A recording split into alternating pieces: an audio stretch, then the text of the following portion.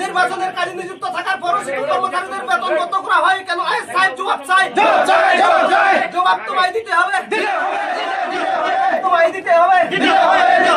নাইলে অনির্দিষ্টকালের জন্য আমরণ ঘেরাও কর্মসূচি চলছে।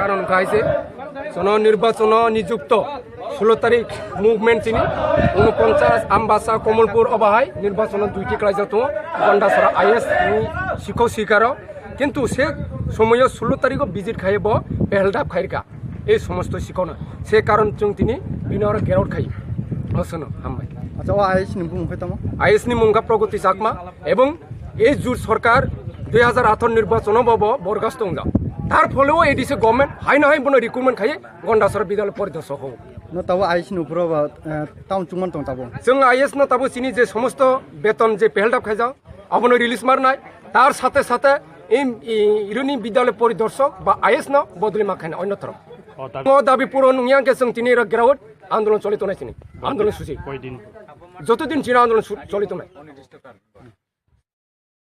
প্রগতি চাকমা জবাব চাই, নির্বাচনের কাজে নিযুক্ত থাকার পরও শিক্ষক কর্মচারীদের বেতন বন্ধ হয় কেন? আইএস প্রগতি চাকমা জবাব চাই, জবাব তোমায় দিতে হবে, তোমায় দিতে হবে। ত্রিপুরা ক্যাভিটি রণজয় এখানে স্পষ্ট আছে appointment letter Ranajoy Tripura 3rd polling officer. এখানে আমাদের প্রশ্ন, আমাদের আইএস তথা রিটার্নিং অফিসার বিকাশ সিং উনি আমাদেরকে রিক্রুট করেছেন নির্বাচনের কাজের জন্য। এখানে প্রগতি কোনো দায়িত্ব নেই, যার ফলে আমাদের কোনো এখানে কোনো আমরা ছুটি ছাতা উনি অ্যাকসেপ্ট করতে পারে না। তাহলে কিভাবে এই শিক্ষককে কিভাবে উনি বেতন হেরতাপ করে দিল?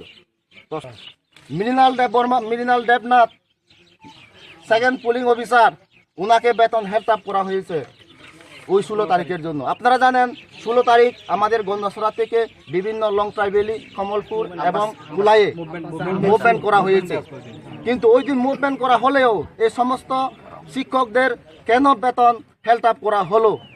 তাই আমরা 2 ঘন্টার মধ্যে যে সমস্ত শিক্ষকদের বেতন হেলটাপ করা হয়েছে তাদেরকে রিলিজ করতে হবে। এবং তার সাথে আমরা আপনারা জানেন ভারতের সংবিধানে 1950 সালের 30 নং ধারায় যে শ্রমিক আইন, সেই শ্রমিক আইন মোতাবেক আমাদের নির্বাচনের কাজে গভর্নমেন্ট ডিউটি থাকার ফলেও আমাদের শ্রম দিবস উনি একদিন খেতেছেন এবং কি বেতন হাফ করেছেন, উনি সংবিধান বিরোধী কাজ করেছেন, সেই জন্য আমরা তাকে বরখাস্তের দাবি রাখছি।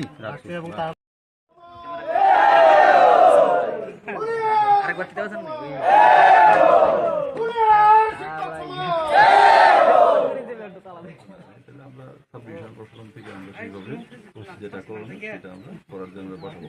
ঠিক আছে, সেই ক্ষেত্রে আলোচনার জন্য আমরা 4-5 জন আসেন। এই কারণে আমরা অফিসিয়াল প্রসেসের মধ্যে আপনাদের